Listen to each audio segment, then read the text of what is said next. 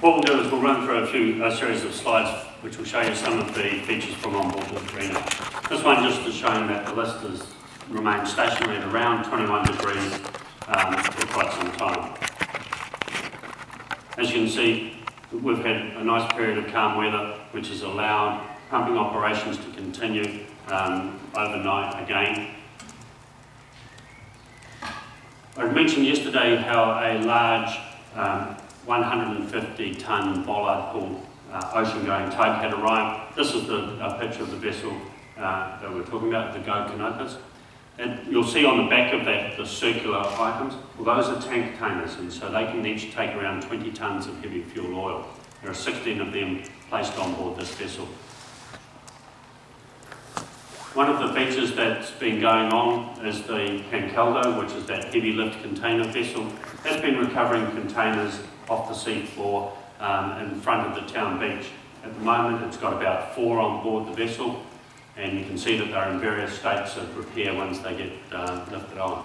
What they do is they send divers down. The divers attach the shackles and chains onto the edges of the containers, and they're lifted up and placed on the deck of the vessel. Most of them are dangerous, as in most of the containers have been damaged and the goods have gone from it. Going out this morning, there was a small oil leak from the vessel. Rob will talk about that later on. And the work program from the vessel, they stopped pumping for 3 hours overnight. During this period of time, they had to reposition the pump. The manhole cover is possibly the size of this, the deck here, and what they had to do is they had to put people inside the tank to then move this pump around the new position. Unlike most tanks you might think about where they could drop it right to the bottom in one hit, this one has a whole series of holes which they have to try and align to get the pump into the right position. And they don't line up, as you'd figure.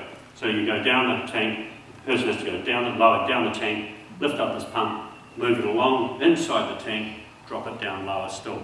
And they have to do this in full breathing apparatus inside a tank full of oil. So it's an incredibly tough job for them. So that delayed them for 3 hours last night.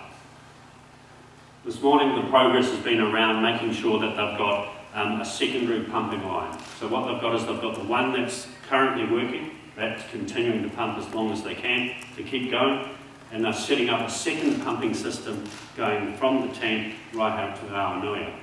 And they're going to put a new pump into the tank, which is a different type of pump. But the key difference is not only the type of pump it is, but actually that it has a larger diameter hose coming out of it. So that's coming out, going into the tank at 1400. They'd stopped the other pump to put this new pump in place, and it's going to take them about an hour to put the new pump in place and connect it up to the lines.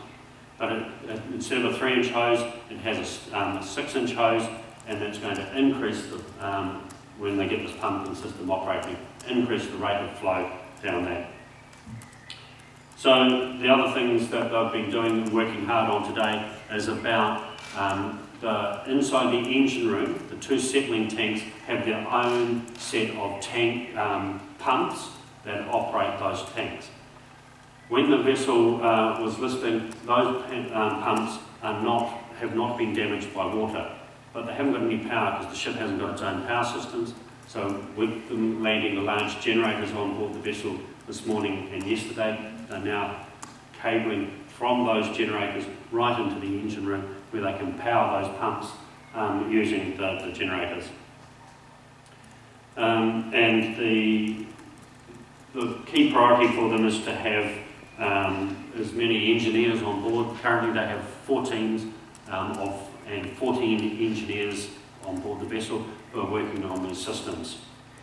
The 337 tonnes, and that was at 1300 today. Thank you. Anybody got any questions for Bruce or John before they head off? So was the second pumping system from their settling tanks in the engine room, have they actually started pumping yet? I've just asked the salvage master that same question, and he's answered by saying all 14 men on board are hauling hoses at the moment to get the second pump going in number 5. So When they've done that, got the second pump stream going, then they go down the engine room and start working on the engine and transfer pump.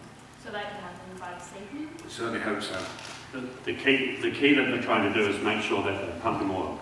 And every minute, every downtime, every moment of downtime is oil not going on board the Aranui. So that's why they've focused all the resources to getting the system back in and operating.